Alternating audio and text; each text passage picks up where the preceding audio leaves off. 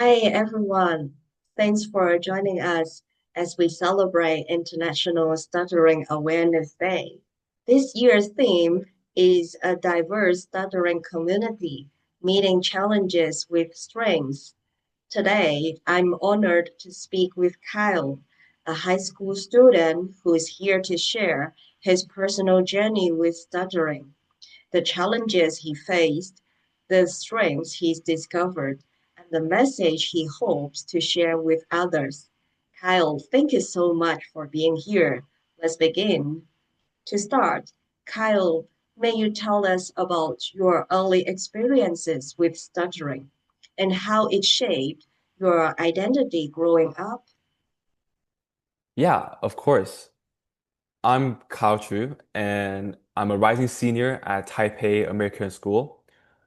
Growing up, I was lucky in a lot of ways. I had access to great education, a supportive family, and so many opportunities. But beneath all that, and in my heart, there was always this invisible thing I carried, my stutter.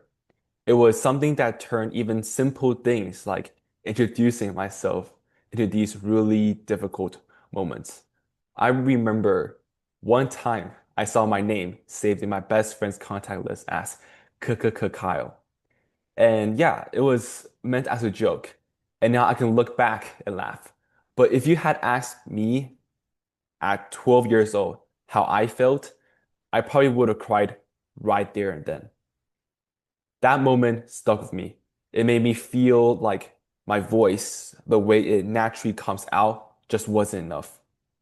But over time, that started to shift.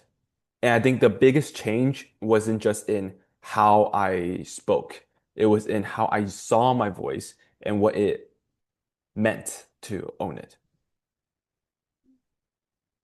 The journey was not easy, but you really showed genuine courage. I'm so proud of you. May you share with us some ways you tried to manage your stuttering in the past? Yeah, for a long time, I thought managing stuttering meant fixing it. I did therapy, learned all the breathing techniques, practiced fluency drills. I even joined speech and debate, which probably sounds kind of ironic. And from the outside, it looked like I had it all under control. People would say things like, wow, I didn't even notice you stutter. But the truth is, I still felt this pressure, like my voice only mattered when it sounded fluent. I was chasing this specific version of myself that didn't really exist. But in the end, what helped me change wasn't one big, oh, aha moment. It was small human things and interactions. Friends who teased me playfully but lovingly, people who actually listened instead of jumping in to finish my sentences. Over time, I realized I didn't have to prove myself. I could just speak and be heard as I was. And that's when I stopped seeing my stutter as something broken.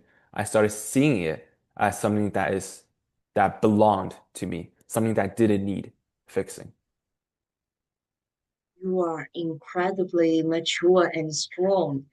Your story truly moved me. What strengths had stuttering taught you? And what message would you like to share with others who stutter? Okay, great question. Um, Honestly, stuttering has given me more than it's taken. It taught me how to be patient, not just with others, but with myself.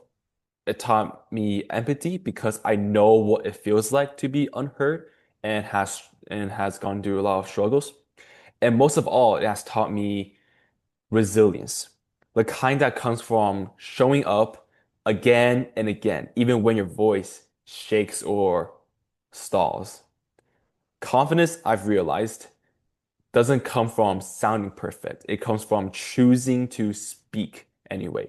So to others who stutter, your voice matters just as it is. You don't need to wait until you're fluent to make an impact. In fact, your stutter is part of what makes your voice powerful.